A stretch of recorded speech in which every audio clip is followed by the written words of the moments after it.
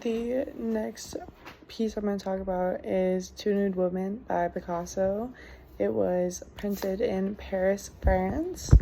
It is currently in the National Gallery of Modern Art in Rome. And it's by Pablo Picasso, who is from Spain. And the medium of work is lithograph on paper. And the period of work is Surrealism era.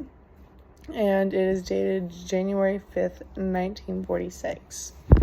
And presumably it was created in like one night or one sitting. This work is important because the format shows the progression. The progression format shows the displays and lengths of Picasso's abilities as an artist and his fluidity despite his stylized approach to most of his pieces. The defining characteristics are that there's obviously two nude women, as the title suggests, and one is looking towards the viewer almost, or like just away from them on the edge of the bed, and the other is lying down, presumably asleep behind her. Over the course of 15 pages, the work ranges from realistic almost to nearly totally like cubism stylized, and the historical contributions of the artist, it's Picasso.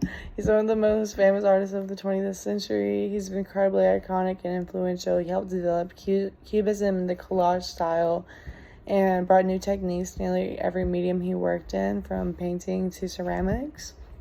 My personal observation was that the women become less recognizable and less emotional as the series goes on.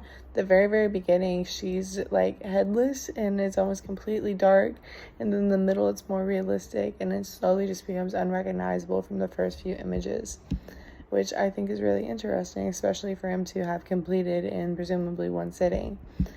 How it compares to other pieces in the period. If you just like classic surrealist art, it's not really completely in that style. He's definitely pulling more from his own personal style and like cubism and things like that, more than like the trends of that time.